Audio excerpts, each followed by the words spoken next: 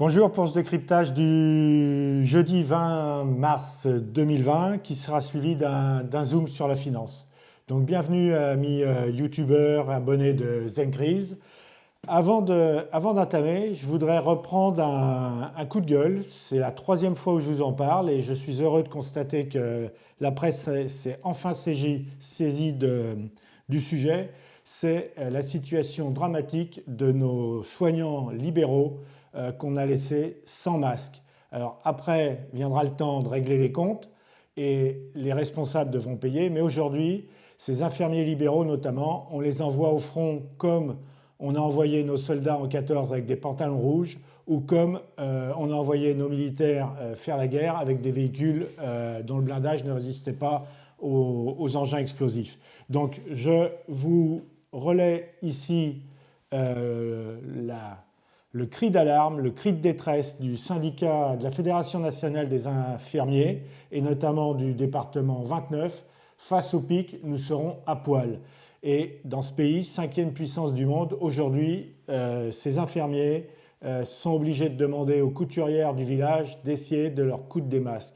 C'est tout simplement un scandale à la hauteur du sang contaminé et de l'amiante, et c'est probablement les mêmes raisons qui ont mené au même résultat.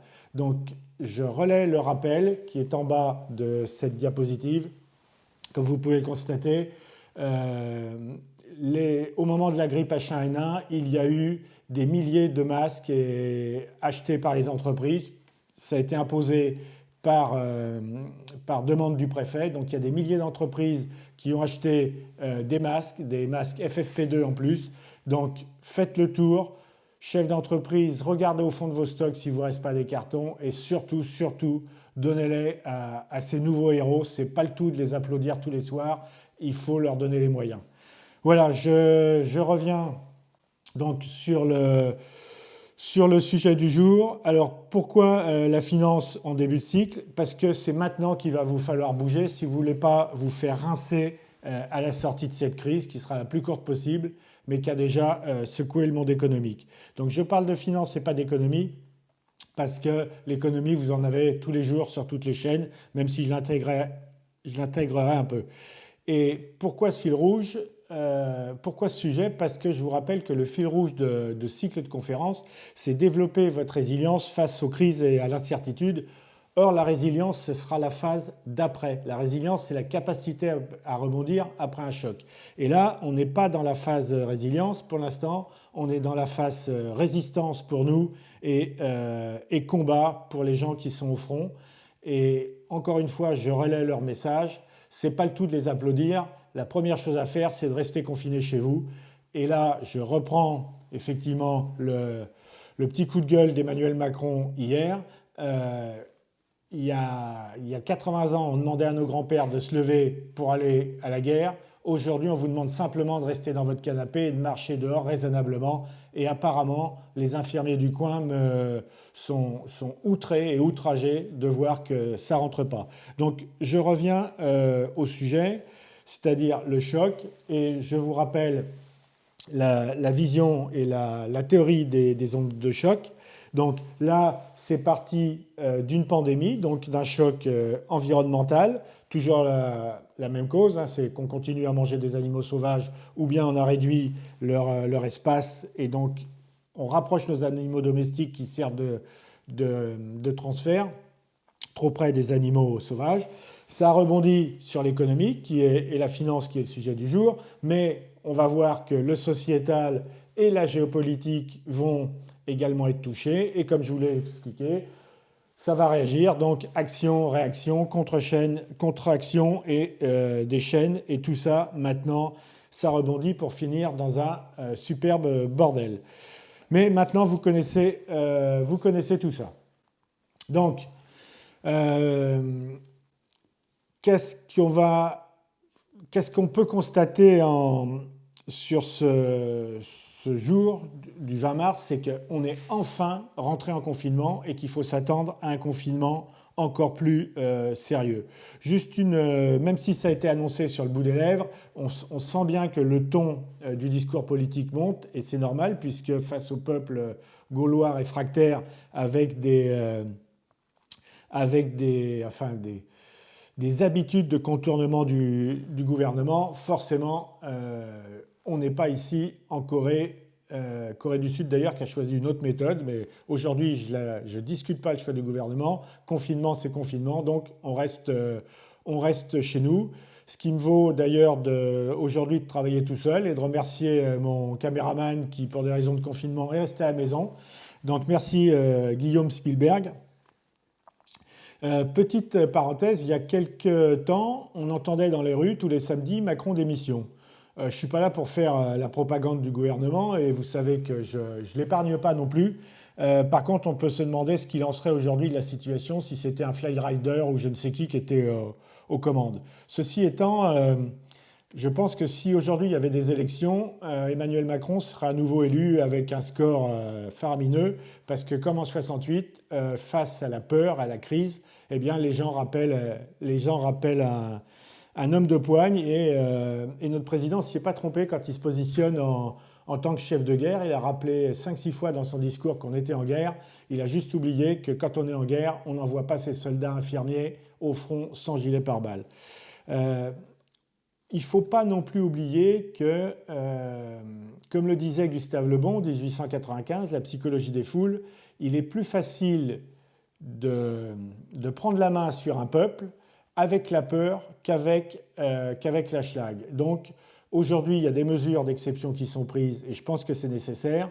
Il ne faudra pas oublier de revenir en démocratie parce qu'effectivement, le totalitarisme a vite fait de s'installer dans ces situations et c'est un sujet que j'aborderai probablement en fin de cycle sur l'aspect sociétal. Donc, je ne vais pas vous refaire le point sur la situation parce que à la mode BFM parce que c'est comme l'alcool, hein, tout abus est dangereux. Donc par contre, on va essayer de décrypter ce que BFM n'a pas voulu dire, ou nos politiques n'ont pas pu ou n'ont pas voulu dire, même si on commence à sous-entendre 15 jours de confinement, ça ne suffira pas. Dans le plan stock que j'ai mis en ligne, j'avais tablé sur 45 jours de confinement et donc je vous avais prévu des réserves pour 45 jours. Il n'y a qu'à regarder ce qui se passe en Italie qui renouvelle aujourd'hui. Pour rappel, à l'époque du H1N1, l'OMS avait publié une note donnant 8 à 12 semaines de prévision du cœur de la crise. Ce que je veux dire par là, c'est que je ne fais pas des pronostics et je ne surfe pas sur la peur. Je vous dis simplement qu'il faut vous préparer psychologiquement et matériellement, mais surtout psychologiquement, à devoir rester chez vous bien plus longtemps. Et rester chez vous, ça veut dire rester chez vous, et notamment pour ceux qui n'ont pas la chance de pouvoir profiter un peu de la nature à côté, ou qui vont devoir tenir les enfants ou les petits-enfants aussi longtemps à la maison. À la fin, ce ne sera pas la fin, ce sera le commencement d'autre chose. Donc, autre probable nouveau mensonge, celui-ci de notre mensonge par omission, mais mensonge collectif, puisqu'il a été organisé par notre ministre des Finances qui accumule apparemment les déclarations. Et le problème, c'est qu'en accumulant des déclarations et des messages aussi flous, il perd la confiance du peuple. Et la confiance, elle est primordiale. La confiance dans la capacité à nos dirigeants à diriger justement et à mesurer la situation. Mensonge à l'instant, qui n'est pas un mensonge à l'instant T, mais qui a toutes les chances de le devenir si on suit sa propre logique. C'est-à-dire qu'aujourd'hui, le ministre des Finances nous rassure tous, il n'y aura pas de pénurie d'aliments.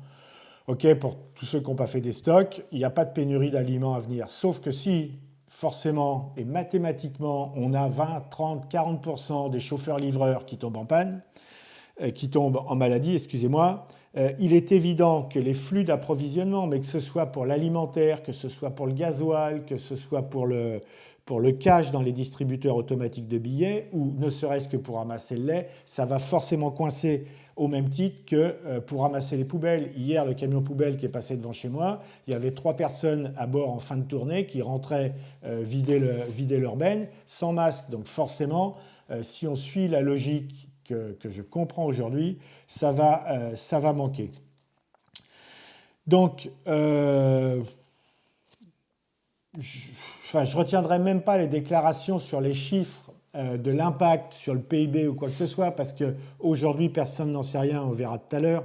Mais juste pour rappel, le 29 février, je déclenchais ce que j'avais appelé le plan Médoc, c'est-à-dire pour les gens comme moi qui dépendent de façon vitale de médicaments qui sont fabriqués en Chine. J'ai eu la bonne idée de prendre mon ordonnance de 3 mois au total pour avoir un peu d'avance, et je l'ai fait avant la rupture des stocks. Donc encore une fois, ce n'est pas de l'incivisme, c'est simplement du bon sens. Le 1er mars, lorsque les circuits d'approvisionnement étaient également tournés à plein régime, j'ai lancé le plan stock pour 45 jours.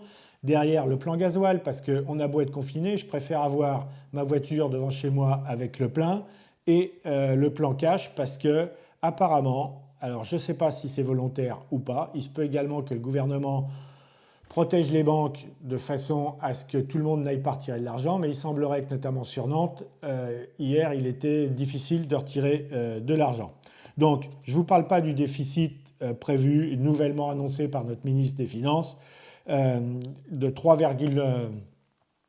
annonçant un déficit de 3,9% au lieu des 2,2, alors que, si je reprends encore une fois la crise de 2008 qui était bien moins grave, on était à 7,2. Donc si c'est pour dire des bêtises, vaut mieux rien dire.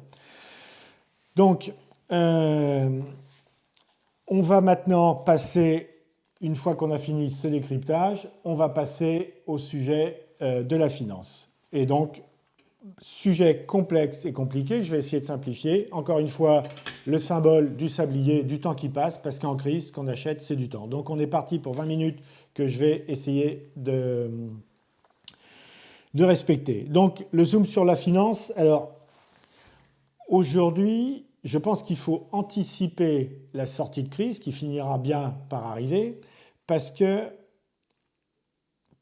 ça va bouger. Alors, on va essayer de le faire en 3 étapes. On va décrypter la situation d'aujourd'hui, que je vais faire assez rapidement. Et comme d'habitude, maintenant vous avez compris la logique, on va aller chercher la cause de la cause et surtout les conséquences des conséquences pour pouvoir prendre les bonnes mesures. Donc, regardez ce qui se passe sur les marchés. Là, je vous ai pris le SP500 parce que c'est la référence du moteur économique de l'économie. C'est là qu'investissent les fonds d'investissement et on peut dire que ça reflète la santé économique du futur. Donc, je vous ai mis sur 5 ans, mais en réalité, l'euphorie, ça fait 10 ans qu'elle dure sur les marchés. Et cette euphorie, elle est historiquement une des plus longues. Alors, quand on zoome sur un an, on s'aperçoit que tout d'un coup, paf, ça plonge. Ça plonge et ça plonge quasiment en même temps que la prise de conscience du développement du corona se développe. Donc oui, probablement que le corona y est pour quelque chose. Alors, si on fait le tour, on regarde le CAC 40, sur 5 ans, on a la même chose, et là, ça plonge violemment, ça plonge de façon historique. On n'a jamais vu du moins 30, surtout en si peu de temps. Et on peut regarder sur un an, c'est la même chose. Là, on voit bien, c'était stable, et d'un seul coup, plongé. Si je prends une action plutôt qu'un indice, on voit que sur Engie, qui est quand même une action stable, qui plus est, Engie est une société qui s'est tournée, alors certes ils font de l'énergie fossile, mais ils ont réellement franchi le pas pour aller vers le renouvelable. Engie sur un an, c'est pareil, ça plonge. Si je prends le Dow Jones, même plongée. Sur 5 ans, sur un an, tout ça, ça ne change rien. Par contre, il y a un indice intéressant qui s'appelle l'indice VIX, qui est également appelé l'indice de la peur et que moi j'appelle l'indice de la panique irrationnelle, parce qu'on voit bien que ces mouvements sont tout aussi irrationnels que l'étaient ces 10 ans de croissance des marchés. Et donc, on va continuer par d'autres indices. Et donc, on peut se demander où est passé l'argent. Eh bien, si là, je vous affiche le Bitcoin, par exemple, voilà, on voit bien que le Bitcoin était stable après des périodes de folie du Bitcoin, ou même Nabila ou je ne sais quelle vedette des shows TV disait qu'il fallait acheter du Bitcoin alors qu'on était en haut de cycle et qu'il ne pouvait que redescendre, mais peu importe. On voit que même le Bitcoin, qui aurait pu servir de valeur refuge, même le Bitcoin a plongé. Il a plongé, sauf que comme c'est volatile, je vous ai remis ce matin le cours du Bitcoin et on voit qu'hier, il a pris 16-40% hier. Donc, encore une fois, je laisse ça aux amateurs de grandes roues et autres, parce qu'aller jouer sur le Bitcoin en ce moment, c'est jouer à la roulette. Certes, on peut faire 16%, mais c'est un support qui est très volatile, et sauf pour les gens qui font du day trading, les spéculateurs en day trading, je leur laisse ça, parce que déjà que le Covid-19 est anxiogène, mais alors si vous jouez vos économies sur le Bitcoin en ce moment, là c'est bon, c'est la pile qui va lâcher. Donc on peut se dire où est passé l'argent. Théoriquement, on s'attendait à le trouver ici, c'est-à-dire sur l'or, la valeur refuge par excellence. Et effectivement, dans un premier temps, on constate que l'or a joué son rôle de valeur refuge. Encore une fois, l'or, c'est un actif qui joue sur le long terme, mais on ne place pas en or souvent pour faire de la marge, pour faire de la plus-value. On place en or pour sécuriser son patrimoine. Et là, quand on regarde cette courbe, donc sur un an, qu'est-ce qu'on voit? On y voit plusieurs choses. La première, c'est que l'or a commencé à monter dès début juin, et ce, paradoxalement, en même temps que les actions. C'est-à-dire que les actions grimpaient début juin. Théoriquement, il n'y avait pas de raison pour que les gens, les investisseurs, je parle des investisseurs institutionnels et les investisseurs fonds d'investissement professionnels, il n'y avait pas de raison qu'ils aillent se positionner sur l'or. Or, dès début juin, paradoxalement, on voit que en même temps que les marchés montaient, l'or montait. Ce qui signifie que les investisseurs, effectivement, prenaient des positions sur les actions, mais sécuriser ces positions par des achats d'or. Les cours affichés sont les cours de l'or papier. Et l'or papier qui circule souvent, c'est de l'or physique qui a été loué plusieurs fois. Donc je suis assez précautionneux. Pour ma part, je n'achète jamais d'or papier parce que l'or papier, ça ne vaut pas plus qu'un emprunt russe le jour où ça s'écroule. Donc si vous devez vous positionner sur l'or, c'est forcément de l'or physique. Je ferme la parenthèse.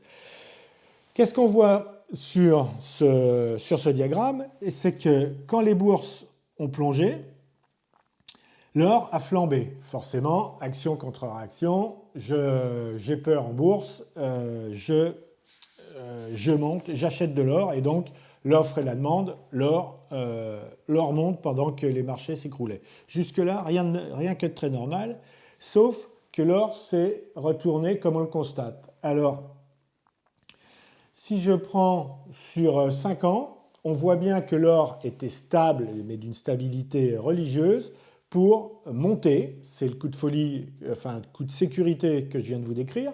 Et puis là, ça plonge. Ça plonge pour une raison essentielle, c'est que les mêmes qui avaient pris position sur des actions et sur de l'or en même temps pour se couvrir, eh bien ma foi, ont vendu leur or pour récupérer des liquidités pour ce qu'on appelle prendre leurs pertes, c'est-à-dire perdre tout ce qu'il y avait à perdre sur les actions.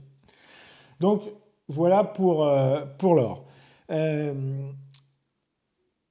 Qu'est-ce qu'on peut en déduire?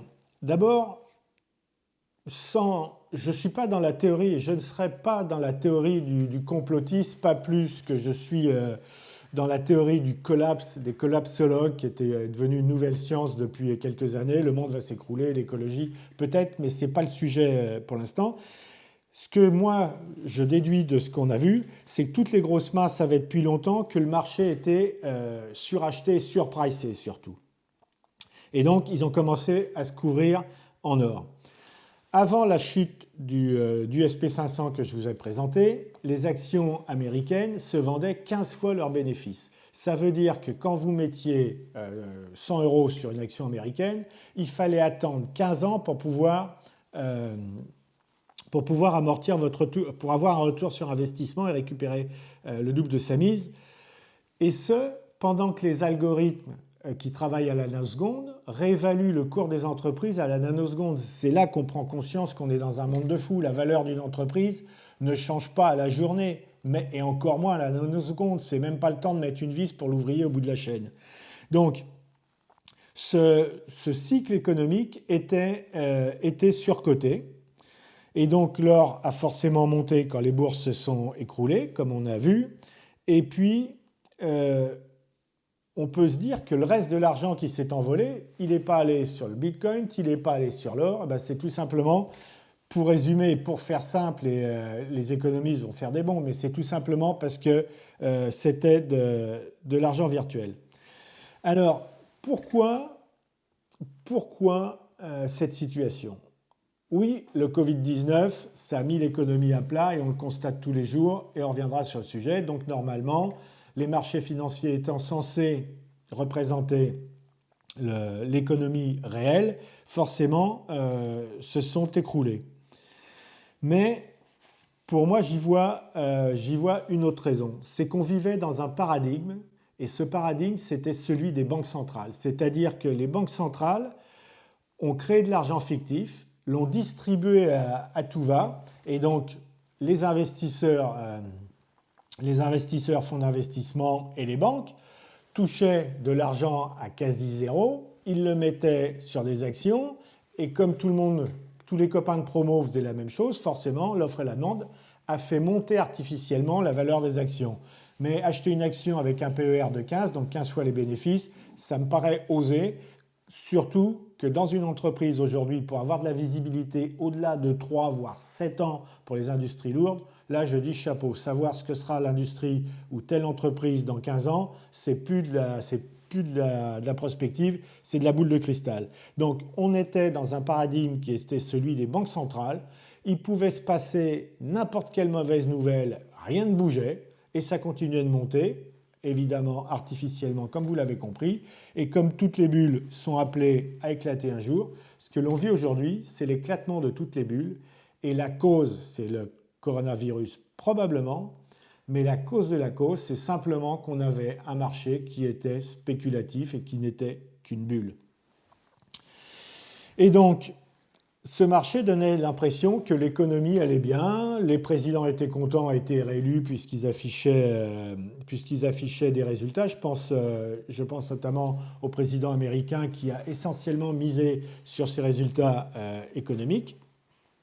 Et puis, la finance, ou du moins les politiques, les dirigeants avaient concédé tellement de pouvoir à la finance, tout en la décriant dans les campagnes électorales, qu'à un moment, ils ont bien été obligés d'obtempérer au diktat de la finance. Je reviens sur la diapo des ondes de choc. Encore une fois, vous avez compris maintenant l'effet systémique. Et qu'est-ce qui s'est passé? Donc on va relever la diapo. Et qu'est-ce qui s'est passé? Eh bien, il s'est passé tout simplement cette fois-ci que contrairement à 2008, la crise s'est inversée. Un peu comme l'inversion de la flèche du temps de Philippe Guillemant. La crise s'est inversée. 2008, on avait une crise financière qui était purement spéculative, qui a, par effet cascade, qui a touché l'économie réelle. Et donc, on a eu des licenciements, on a eu des entreprises qu'il a fallu secourir avec des fonds publics, notamment aux États-Unis pour l'industrie automobile. Et puis, grand coup de maître, nos politiques ont réussi à faire renflouer les banques par le contribuable alors qu'elles auraient tout simplement pu les nationaliser et éventuellement revendre les actions une fois que c'était redressé. Cette fois-ci, on est en sens inverse. Et c'est là que c'est beaucoup plus profond et que cette crise, si on peut appeler ça une crise, encore une fois, je reviens sur ce que je vous ai dit au début. Pour moi, la crise du coronavirus n'est pas une crise, c'est une surcrise qui vient se rajouter à la crise des migrants, qui vient se rajouter à la crise des urgences et autres. Donc, la flèche s'est inversée et c'est l'économie réelle, profonde, celle du quotidien qui aujourd'hui est impactée et du coup forcément les marchés financiers sont touchés. Mais encore une fois, ils n'attendaient qu'un bon prétexte, c'est le corona, ça aurait pu être tout autre chose. Ça aurait pu être tout autre chose, une déclaration de Trump, un missile qui partait en mer de Chine ou quoi que ce soit, et on vit effectivement l'éclatement de toutes les bulles en même temps. Donc, comme dans chaque entrée en crise, là, c'est la perte de tous les repères. Généralement, quand la crise arrive, on essaye d'appliquer les méthodes d'avant, et comme ce n'est pas la même crise, ça ne marche pas. La preuve de l'irrationalité, c'est qu'hier, le pétrole cotait 20 $ le baril. Quand on pense qu'à un moment, il a frôlé les 100 $, on est vraiment dans l'irrationnel. Et les crises ont toujours cette capacité d'amplifier, de catalyser les phénomènes. Alors, je fais une parenthèse, que ce soit sur l'aspect sociétal et psychologique, je pense que il y a des couples qui ne vont pas forcément résister à 1 mois et demi de confinement. Il y aura certainement dans 9 mois, il y aura certainement plein de petits Covid-19 dans les maternités, mais il y aura également beaucoup de monde au prétoire pour des divorces. Et je ferme la parenthèse, mais là, on rentre dans l'inconnu. Les marchés financiers rentrent dans l'inconnu. Donc aujourd'hui, faire des prévisions de quoi que ce soit, c'est à mon avis complètement inutile. Donc, les conséquences, c'est qu'en 2008, je vous ai dit, on a renfloué les banques avec des liquidités. En 2020, c'est une crise de l'économie réelle et donc il faut soutenir l'économie réelle. Et qu'est-ce qu'on constate? Eh bien, on constate que l'argent coule à flot. Ça, c'est la situation hier au 19 mars, mais comme on ne sait pas combien de temps ça va durer, excusez-moi, comme on ne sait pas combien de temps ça va durer, ça peut coûter beaucoup plus cher que ça. La France vient de mettre 45 milliards plus 300 en garantie de dette. L'Allemagne, 500 milliards d'euros. Les USA sont à 1000 milliards d'euros. Christine Lagarde a annoncé avant-hier 1000 milliards d'euros.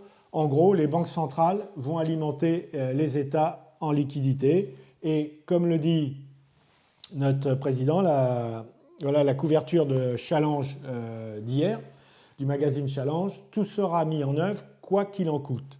Alors, quoi qu'il en coûte, moi, ça m'interpelle parce que qui va payer au bout? Et puis, je me dis que quoi qu'il en coûte, pourquoi est-ce qu'on n'a pas mis ces 45 milliards qu'on injecte dans l'économie aujourd'hui? Pourquoi est-ce qu'on ne l'a pas mis avant la crise pour régler notamment les problèmes des hôpitaux et des urgences qui étaient d'une évidence sereine? Je ne parle même pas des défaillances et des choix stratégiques qui ont consisté à ne pas renouveler les stocks, mais c'est le monde à l'envers. Il est évident qu'en conséquence, les USA vont rentrer en récession tout simplement parce que 75% de leur croissance provient de la consommation. Vous coupez la consommation, vous coupez forcément la croissance. Et Donald Trump, qui est en campagne électorale, va forcément trouver un bon moyen de recentrer l'attention du peuple sur la cohésion nationale et la cohésion nationale autour de lui. J'ai eu une info hier via un de mes copains, comme quoi en ce moment la vente des armes aux États-Unis explosait. À Los Angeles, tous les marchands d'armes sont dévalisés. Je ne veux pas faire de scénario noir, mais voilà. Concernant la récession, nous, ce n'est pas un souci. On y était déjà, quoi qu'en dise notre ministre des Finances. Et donc, l'économie réelle va mettre 6 à 8 mois derrière à rebondir ou à mourir. Il ne faudrait pas que ces plans de sauvetage lissent le seul effet positif de la crise, qui est généralement de faire un peu de ménage, et ce n'est pas la peine de tenir en vie des sociétés qui, de toute façon, avec ou sans coronavirus, auraient dû mourir. Donc 2021, ce sera soit une année horribilis, soit ce sera une année où la croissance va rebondir. Donc la BCE, en inondant avec de l'argent comme ça, fait courir un risque à l'euro. On essaye de soigner une crise de la dette qui existait déjà par de la dette, comme on essaye de soigner un excès de mondialisation par une mondialisation plus importante, appelée de leur vœu notamment par par Jacques Attali ou tous les représentants de ce qu'on appelle le nouvel ordre mondial. Il faudrait un gouvernement mondial pour répondre à une problématique mondiale. La logique se tient. Par contre, gouvernement mondial, ça me rappelle un peu, malheureusement, 1984 ou le meilleur des mondes de l'époque. Par contre, vous retrouverez dans ce même numéro du Challenge un bon reportage sur le fait que la France, avant l'entrée dans cette surcrise du coronavirus, la France restait quand même le chancre du déficit public. Donc avec 3% annuel, de toute façon, de déficit, on savait qu'on ne rembourserait déjà pas la dette. Donc ce n'est pas maintenant qu'on va la rembourser. Et la question que l'on se pose, c'est comment on va rembourser la dette, d'autant plus qu'on a un nouveau problème qui nous arrive, et ce problème, c'est l'augmentation des taux. Et donc, la dette future va coûter plus cher aux États, et on sait que 1% de taux d'intérêt en plus, c'est je ne sais plus combien de milliards, mais peu importe, dans tous les cas de figure, il va bien falloir trouver l'argent quelque part, sauf, comme on faisait avant, à dévaluer et à arriver à ce qu'on a connu sous la République de Weimar, c'est-à-dire qu'on va chercher son pain avec une brouette de Deutschmark. Maintenant, ce sera des euros. Si je reviens sur la problématique des banques, donc les banques sont... voilà, je ne vais pas faire un chapitre sur les banques, d'autant plus qu'il va falloir que je m'achète un joker parce que le temps passe, mais le fonds de garantie des banques, c'est 2 milliards d'euros et vous recevez tous les ans un papier comme quoi on vous dit que vos comptes sont garantis jusqu'à 100 000 euros. Si je prends 2 milliards d'euros, je divise par 100 000, vous pouvez le faire avec une calculette tout simplement, pas besoin d'avoir fait l'ENA, ça fait 20 000 clients. Ou 200 000 pour des comptes garantis à hauteur de 10 000 euros, ou 400 000 comptes pour des comptes garantis à 5 000 euros. 400 000 comptes, vous corrélez ce chiffre de 400 000 comptes qui vont être garantis par rapport au nombre de comptes ouverts et vous voyez tout de suite que ça va forcément coincer. Ça va forcément coincer et c'est d'autant plus inquiétant que le Conseil de stabilité financière a décidé hier d'autoriser les banques françaises à ramener à zéro leurs fonds propres, c'est-à-dire qu'elles vont pouvoir puiser dans les 7 ou 8 milliards, je crois, d'économies qu'elles avaient faites pour au cas où ça irait mal. Donc, elles vont travailler sans filet. Pour le lien, il est en dessous de cette vidéo. Vous trouverez le lien de l'annonce Reuters. Par contre, effectivement, j'ai pas tenu. Donc, je m'achète un joker avec 5 minutes de plus. Je vous rappelle, pour revenir aux banques, je vous rappelle que la loi Sapin 2, comme la loi européenne, autorise dorénavant les banques à confisquer l'épargne de leurs clients en cas de faillite. Ça veut dire que quand vous avez de l'assurance vie, du codé-vie, ne serait-ce qu'un compte courant ou quoi que ce soit, vous avez indirectement des obligations d'État. Je ne sais pas, vous, mais moi, s'il y a quelqu'un à qui je n'ai pas envie de prêter de l'argent en ce moment, c'est bien notre ministre des Finances, surtout quand l'argent coule à flot comme ça, il va bien falloir qu'il y ait quelqu'un pour payer, et au bout, généralement, c'est le contribuable. Donc, les 5 minutes qui restent, je vais essayer de les consacrer aux mesures qui vous concernent, vous, c'est-à-dire qu'est-ce que vous allez pouvoir faire pour essayer de sauver ce qui est à sauver. Eh bien, c'est avant tout vous diriger vers des actifs tangibles. Des actifs tangibles, c'est quoi? C'est une maison au bord de la mer, ça restera toujours une maison au bord de la mer. Et même si le prix de l'immobilier s'écroule pendant quelques années, dans 20 ans, comme il n'y aura plus de permis de construire de toute façon, votre maison restera. Et l'autre valeur tangible vers laquelle vous pouvez vous tourner en ce moment et tout de suite, parce que les cours que je vous ai montrés tout à l'heure de l'or sont les cours de l'or papier. Par contre, l'or physique, à un moment, va devenir difficile à trouver. La Russie l'a déjà stocké depuis 1 an. Donc, vous pouvez effectivement vous positionner sur de l'or physique, réel, stocké dans un vrai coffre et à l'abri de la prédation du gouvernement et des banques. Là, le lien, il est également en dessous. Je vous ai mis un lien sur aucoffre.com, mais il y en a d'autres. Donc, je parle bien d'ordre physique. D'autres solutions existent également pour se débancariser. Se débancariser, c'est l'objectif, ça doit être votre objectif dès maintenant pour préparer la sortie de crise qui va être violente, économiquement parlant, je parle. Et donc vous débancariser, c'est laisser le minimum d'argent sur ce circuit bancaire et encore une fois, quel que soit le support. Donc, Il y aura également, comme dans toute crise, des opportunités à saisir tant en immobilier qu'en entreprise. Il y a des entreprises qui malheureusement ne vont pas se relever et qui vont être rachetées à la barre alors que ce sont des pépites. Et le gouvernement a beau dire que personne ne restera sur le bord de la route, on sait ce que ça veut dire. Quant au trading, donc jouer sur les marchés, oui, il y aura des opportunités parce que forcément, cette irrationalité qu'on a vue tout à l'heure, toutes les entreprises ne valent plus le si peu qu'on est prêt à leur donner. Par contre, sur le trading, d'abord le trading, théoriquement, si vous étiez positionné en bourse et si vous aviez un bon money management, vous n'auriez pas dû prendre une soupe parce que vous aviez des stop loss qui vous auraient éjecté à temps. Si ce n'est pas le cas, dommage pour vous. Et si ce n'est pas le cas, ça veut dire que vous n'aviez pas forcément... la bourse, on spécule en bourse, mais on ne joue pas, ce n'est pas le loto. Et pour ça, là aussi, je laisse aux joueurs l'adage acheter au son du canon. Et, parce que si ce crack est irrationnel, les remontées vont être également irrationnelles. Et sauf à se positionner que Warren Buffett ou des grands financiers et acheter des entreprises pour 20 à 30 ans, je pense qu'en ce moment, il est sage de rester à l'écart des marchés boursiers. Par contre, si jamais ça vous dit de le faire correctement, là aussi c'est en dessous, le lien est en dessous, je vais vous le mettre sur la vidéo. Il existe une formation exceptionnelle, et je dis exceptionnelle parce que j'ai eu la chance de pouvoir participer à la première session, la seule formation en ligne au trading en langue française faite par Cédric Froment, un trader surfeur ou un surfeur trader, on ne sait plus, mais qui vous propose vraiment la possibilité d'apprendre à spéculer avec les bons outils. Et lui, il prétend, et il y passe effectivement une demi-heure par jour. Quand on est un peu moins performant que lui, il faut compter 1 heure, mais il vous propose également un portefeuille qu'il appelle All Weather, un portefeuille qui résiste à tout et qui a, une fois de plus, résisté à cette crise comme aux autres. Et il est capable de vous lister ça sur un rétrofit d'une centaine d'années, depuis 1929, vous montrer comment son portefeuille peut résister. Voilà, c'est en dessous et vous avez également le lien en dessous de sa dernière vidéo.